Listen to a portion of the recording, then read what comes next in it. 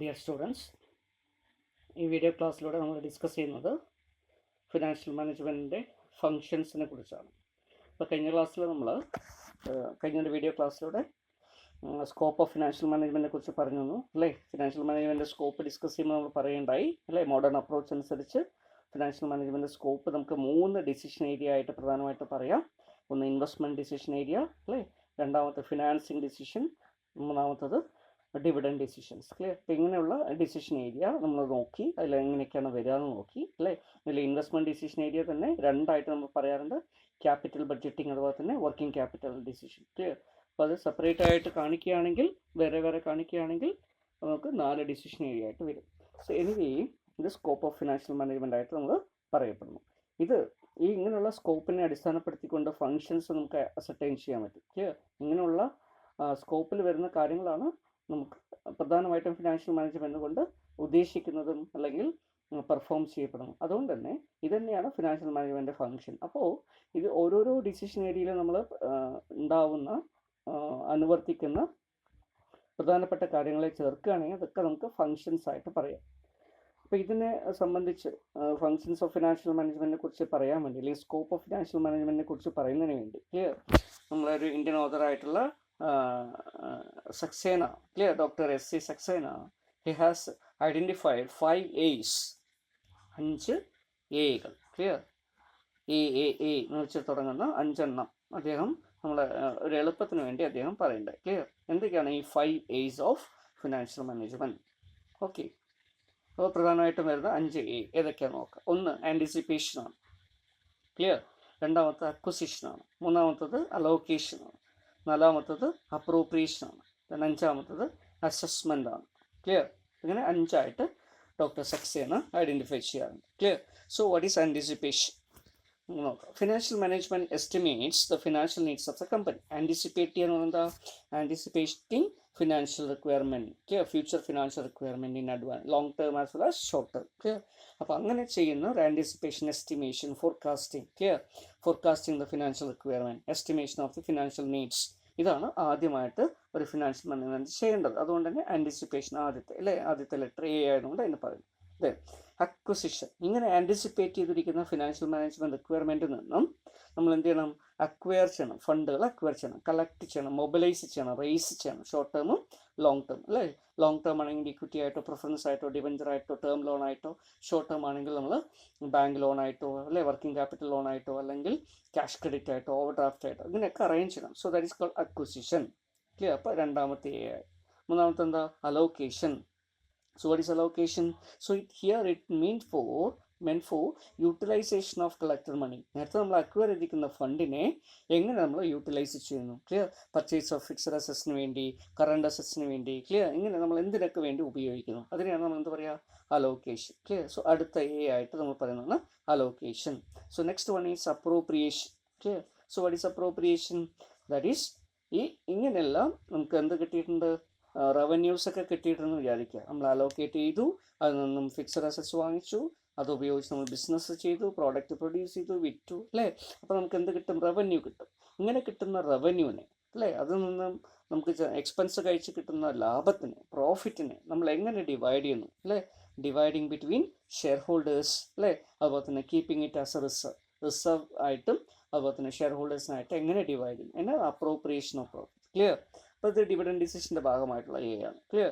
Then next one is assessment. ഇതെല്ലാം ചെയ്ത് കഴിഞ്ഞാൽ പിന്നീട് എന്ത് ചെയ്യണം? So he also controls the financial activities. അപ്പോൾ അതിനുകൊണ്ട് എന്ത് ചെയ്യണം? നമ്മൾ അസസ്മെൻറ്റ് ചെയ്യണം. ഫിനാൻഷ്യൽ പ്ലാൻസ് ഒക്കെ കറക്റ്റായിട്ട് പോകുന്നുണ്ടോ, ഫിനാൻഷ്യൽ ബഡ്ജറ്റുകളൊക്കെ കറക്റ്റായിട്ട് പോകുന്നുണ്ടോ, ഡീവിയേഷൻ വരുന്നുണ്ടോ അല്ലേ. ഡീവിയേഷൻ വന്നിട്ടുണ്ടെങ്കിൽ അതിൽ എങ്ങനെ കറക്റ്റ് ചെയ്യണം? അപ്പോൾ ഫിനാൻഷ്യൽ കൺട്രോൾ എക്സേർട്ട് ചെയ്യണം. ക്ലിയർ? ബഡ്ജറ്റിംഗ് ചെയ്യണം, അസസ്മെൻറ്റ് ചെയ്യണം. ഇതിനെല്ലാം കൂടെ ചേർത്തിട്ട് അദ്ദേഹം പറയുന്നതാണ് assessment. Clear? So it also control the financial activities of a company. ഇങ്ങനെ 5 A's നമുക്ക് സ്കോപ്പായിട്ട് പറയാവുന്നതാണ് സക്സേന പറയുന്നത്. Clear? A. Clear? So these are all called 5 A's of financial management. Okay, പക്ഷേ ഇതേപോലെ തന്നെ മറ്റൊരു ഓതറും അല്ലെങ്കിൽ മറ്റൊരു രീതിയിലും ഇതിനെ പറയാറുണ്ട്. 6 A's ഓഫ് ഫിനാൻഷ്യൽ മാനേജ്മെൻ്റ് ആയിട്ടും പറയാറുണ്ട്. ക്ലിയർ? അങ്ങനെയാണെങ്കിൽ എന്തൊക്കെയാണ് അങ്ങനെയുള്ള 6 A's? ഓക്കെ, അങ്ങനെ വരുന്ന 6 A's ഓഫ് ഫിനാൻഷ്യൽ മാനേജ്മെൻറ്റ് നോക്കുകയാണെങ്കിൽ നമുക്ക് വരാവുന്ന 6 A's നമുക്കിവിടെ കാണാൻ പറ്റും. Clear? 6 A's of financial management. അതിൽ ഒന്നാമത്തെ കാര്യമാണ് anticipation. Clear?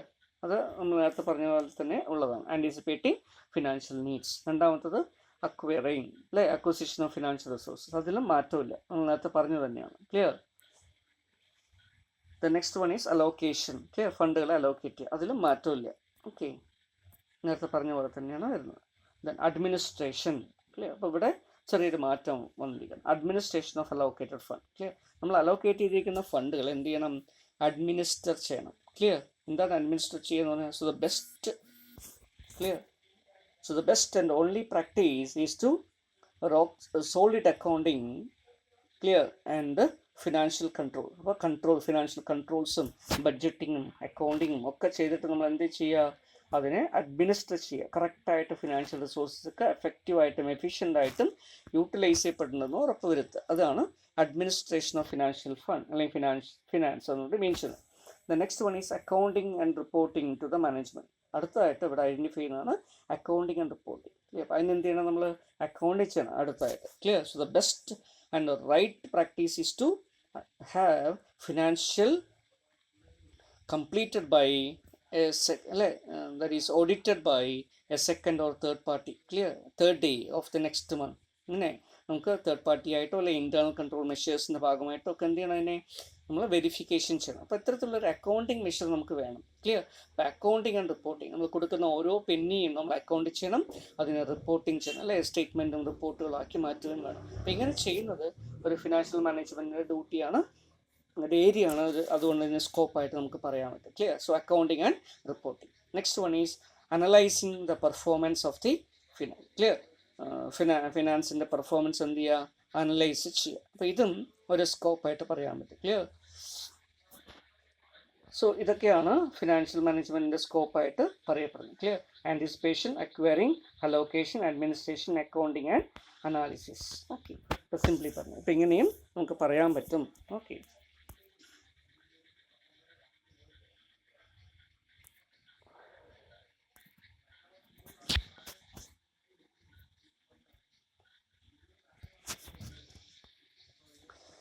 so next we can see about the functions of financial management. So ഇതിൻ്റെ അടിസ്ഥാനത്തിൽ, ഈ സ്കോപ്പിൻ്റെ അടിസ്ഥാനത്തിൽ തന്നെയാണ് ഫംഗ്ഷൻ വരുന്നത്.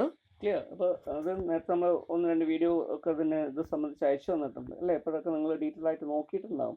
അപ്പോൾ കൂടുതലായിട്ട് പറയുന്നില്ല, ജസ്റ്റ് പറഞ്ഞു പോകാം. ക്ലിയർ? ഫംഗ്ഷൻസിനെ നമുക്ക് രണ്ടായിട്ട് ഡിവൈഡ് ചെയ്യാം. പല രീതിയിലും പല ഓതേഴ്സും ഡിവൈഡ് ചെയ്യുന്നുണ്ട് കേട്ടോ. പക്ഷേ എങ്കിലും ഇവിടെ നമ്മുടെ ഒരു കൺവീനിയൻസിന് വേണ്ടി ഇതിനെ എക്സിക്യൂട്ടീവ് ഫംഗ്ഷൻസ് എന്നും റൊട്ടീൻ ഫങ്ഷൻസ് എന്നും പറയാം. ഇതിന് എക്സിക്യൂട്ടീവ് ഫങ്ഷൻസിന് നമ്മൾ പലപ്പോഴും ഫിനാൻഷ്യൽ ഫങ്ഷൻ എന്നുകൂടെ പറയാറുണ്ട്. ക്ലിയർ? റൊട്ടീൻ ഫങ്ഷൻസ് ആയിട്ടും പറയാം. ഓക്കെ, സോ എക്സിക്യൂട്ടീവ് ഫങ്ഷൻസ് എന്താണ്? ക്ലിയർ? ഒരു എക്സിക്യൂട്ടീവ് മാനേജർ എന്നാൽ ഫിനാൻഷ്യൽ മാനേജർ നിർവഹിക്കേണ്ട കടമകളാണ് executive function. Routine day to day ബേസിസിൽ നിർവഹിക്കേണ്ട ഫങ്ഷൻസിനാണ് റൊട്ടീൻ ഫങ്ഷൻസ് എന്ന് പറയുന്നത്. സോ എക്സിക്യൂട്ടീവ് ഫങ്ഷൻസിൽ എന്തൊക്കെയാണ് വരിക? Okay, so these functions require administrative skill in planning, financial competence and technical foresight. Clear? And part of the finance executive. അപ്പോൾ അത്തരത്തിൽ വരാവുന്ന ഫംഗ്ഷൻ ഒന്നാമത്തത് ഫിനാൻഷ്യൽ ഫോർകാസ്റ്റിംഗ് ആൻഡ് പ്ലാനിങ്. നമ്മൾ ഫിനാൻഷ്യൽ റിക്വയർമെൻറ്റ് ഫോർകാസ്റ്റ് ചെയ്യണം, financial planning ഉണ്ടാക്കിയെടുക്കണം, അതൊക്കെ ചെയ്തെടുക്കുക. Then procurement of ഫണ്ടുകൾ procure ചെയ്യുന്നതിന് ആവശ്യമുള്ള കാര്യം, അവിടെ നമ്മൾ എക്സിക്യൂട്ടീവ് രീതിയിലായിരിക്കണം ഡീൽ ചെയ്യേണ്ടത്, അല്ലേ? എപ്പോഴും ഫണ്ട് പ്രൊക്യൂർ എപ്പോഴെങ്കിലും അഡ്ഹോക്ക് ആയിട്ട് ഇത് ചെയ്യുള്ളൂ, അല്ലേ? അപ്പോൾ നമ്മൾ എന്ത് ചെയ്യണം? അതിനാവശ്യമുള്ള ലീഗൽ കംപ്ലയിൻസ് ചെയ്യണം, പ്രോസ്പെക്ടസ് ഇഷ്യൂ ചെയ്യണം, അതിൻ്റെ അല്ലേ ഇഷ്യൂ പ്രൊസീജിയർ കംപ്ലൈ ചെയ്യണം, ഇഷ്യൂ മാനേജ് ചെയ്യണം, ഇങ്ങനെയുള്ള കാര്യങ്ങളൊക്കെ വരും. അപ്പോൾ അതുകൊണ്ട് തന്നെ പ്രൊക്വയർമെൻറ്റ് ഓഫ് ഫണ്ട്. ഓക്കെ, ബാങ്കേഴ്സിനെ അപ്പോയിൻറ്റ് ചെയ്യണം, അണ്ടർ റൈറ്റേഴ്സിനെ അപ്പോയിൻറ്റ് ചെയ്യണം, ഇഷ്യൂ മാനേജേഴ്സ്, മർച്ചൻറ്റ് ബാലൻസിനെ അറേഞ്ച് ചെയ്യണം. ക്ലിയർ? അപ്പോൾ ഇങ്ങനെയുള്ള കാര്യങ്ങളൊക്കെ വരുന്നതുകൊണ്ട് അത് എക്സിക്യൂട്ടീവ് ഫംഗ്ഷനായിട്ട് വരും. ദെൻ ഇൻവെസ്റ്റ്മെൻറ്റ് ഡിസിഷൻ എടുക്കുക, അല്ലേ? ഇങ്ങനെ കളക്ട് ചെയ്ത ഫണ്ടുകൾ നമ്മൾ എവിടെ നിക്ഷേപിക്കണം, ഏത് അസറ്റ്സിൽ നിക്ഷേപിക്കണം, അല്ലേ? ക്യാപിറ്റൽ ബഡ്ജറ്റിംഗ് ചെയ്യുക. ക്ലിയർ? അപ്പോൾ ക്യാപിറ്റൽ ബഡ്ജറ്റിങ്ങിൻ്റെ ഭാഗമായി നമ്മൾ എന്ത് ചെയ്യുന്നു? ഇൻവെസ്റ്റ് ചെയ്യാൻ നമുക്ക് സാധ്യമായിട്ടുള്ള ഡിഫറെൻറ്റ് ഇൻവെസ്റ്റ്മെൻറ്റ് ഓപ്പർച്യൂണിറ്റികൾ ഐഡൻറ്റിഫൈ ചെയ്യുന്നു. ആ ഓപ്പർച്യൂണിറ്റികളെ നമ്മൾ കോസ്റ്റ് ബെനിഫിറ്റ് അനാലിസിസ് ചെയ്യുന്നു. ക്ലിയർ? അതിൽ നിന്ന് ഏറ്റവും നല്ലൊരു ആൾട്ടർനേറ്റീവ് തിരഞ്ഞെടുക്കുന്നു. ക്ലിയർ? അതിൻ്റെ മെറിറ്റ്സ് ആൻഡ് ഡിമെറിറ്റ്സ് അനലൈസ് ചെയ്ത് തീരുമാനിക്കുന്നു. ക്ലിയർ? അത് വർത്ത് വൈലാണെന്ന് നോക്കുന്നു. Minimum required rate of return ആയിരുന്നു കിട്ടുമോ നോക്കുന്നു. എന്നിട്ട് അതിൽ ഇൻവെസ്റ്റ്മെൻറ്റ് ചെയ്യുന്നു. അപ്പോൾ ആ രീതിയിൽ നടക്കുന്ന ഒരു ഡിസിഷൻ എടുക്കുക എന്നുള്ളതും എക്സിക്യൂട്ടീവ് ഫംഗ്ഷനായിട്ട് വരുന്നതാണ്. Then management of income, clear, income manage ചെയ്യുക. ഒരു ബിസിനസ് ഉണ്ടാക്കുന്ന ഇൻകം അല്ലേ, പ്രോഫിറ്റ്, അതിനെ എന്ത് ചെയ്യുക, മാനേജ് ചെയ്യുക. എങ്ങനെ മാനേജ് ചെയ്യാൻ പറ്റും? അപ്പോൾ നമ്മൾ we need to take a dividend decision അല്ലേ. അപ്പോൾ അല്ലേ, ഇൻകം കിട്ടുമ്പോൾ നമുക്കറിയാൻ പറ്റും അതിന് ടാക്സ് ഉണ്ടാവും, ക്ലിയർ. ഇവിടെ ടാക്സ് കൺസിഡറേഷൻസ് ഒക്കെ നോക്കിക്കൊണ്ട് അല്ലേ, ഡെപ്റ്റ് വേണോ, ഇക്വിറ്റി വേണോ, പ്രിഫറൻസ് വേണോ അല്ലേ.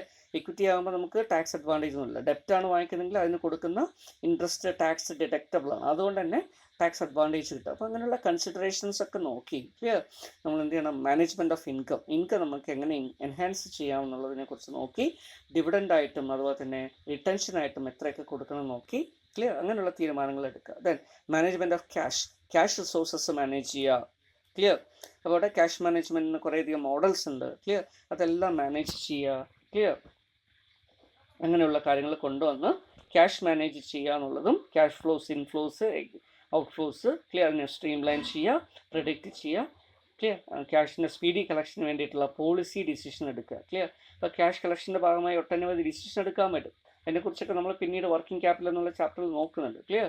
അപ്പോൾ നമുക്ക് കൂടുതലായിട്ട് ഡിസ്കസ് ചെയ്യാം. അപ്പോൾ ഈ രീതിയിലുള്ള തീരുമാനങ്ങളൊക്കെ എടുക്കുക. Then deciding upon the borrowing policy, ഒരു കമ്പനിയുടെ ബോറോയിങ് പോളിസി നിശ്ചയിക്കുക അല്ലേ.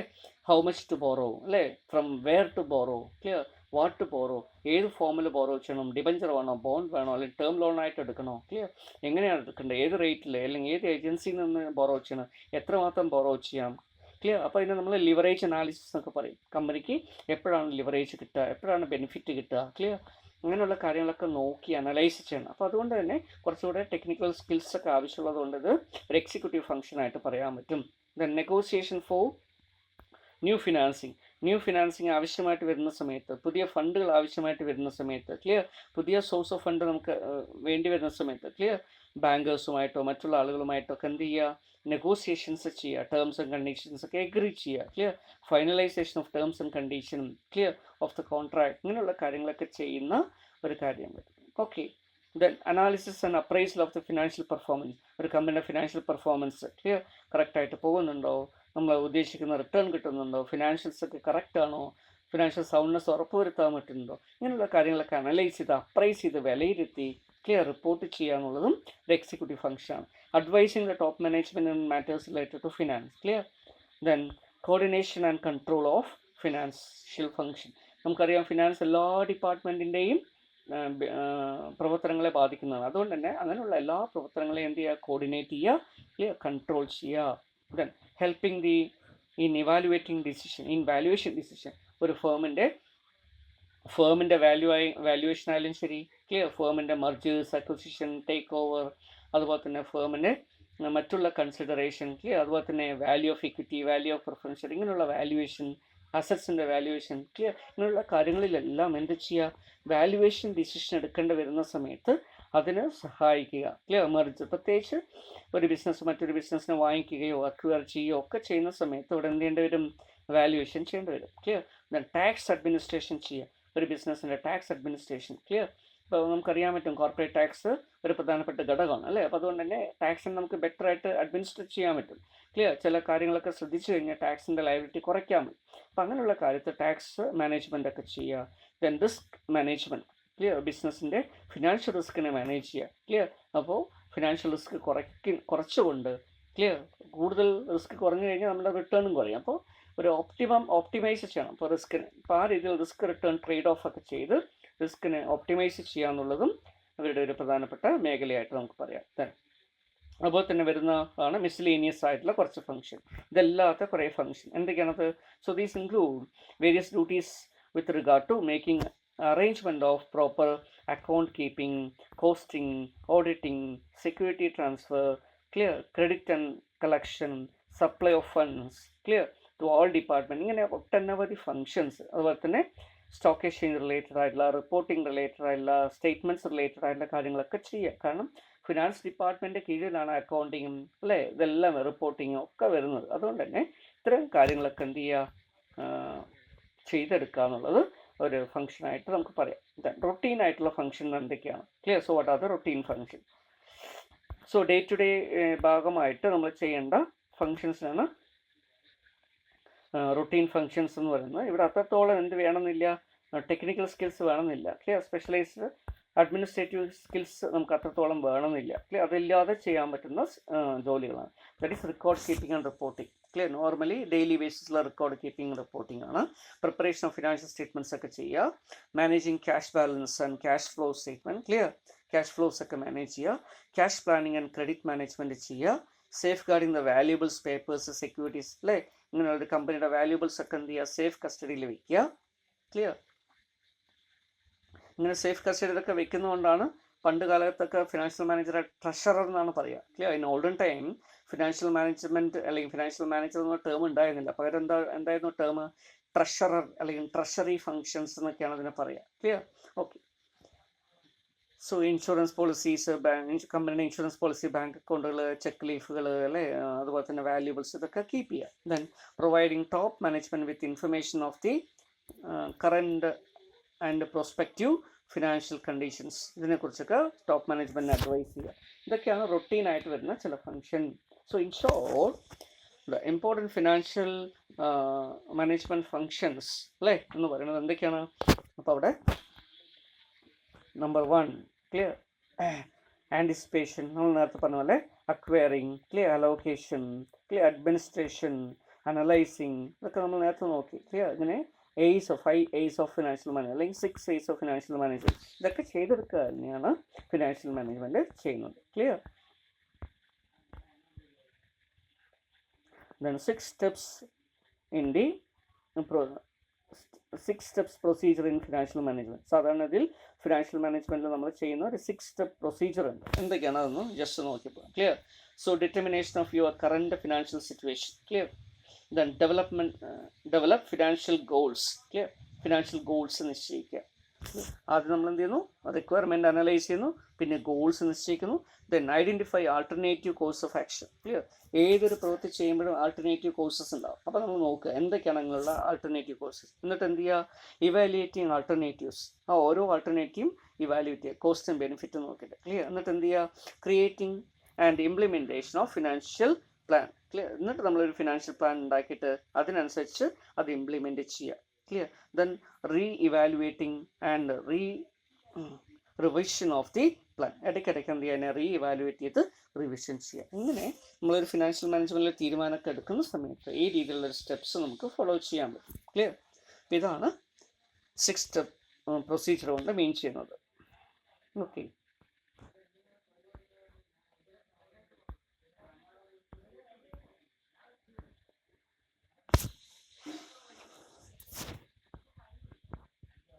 ദെൻ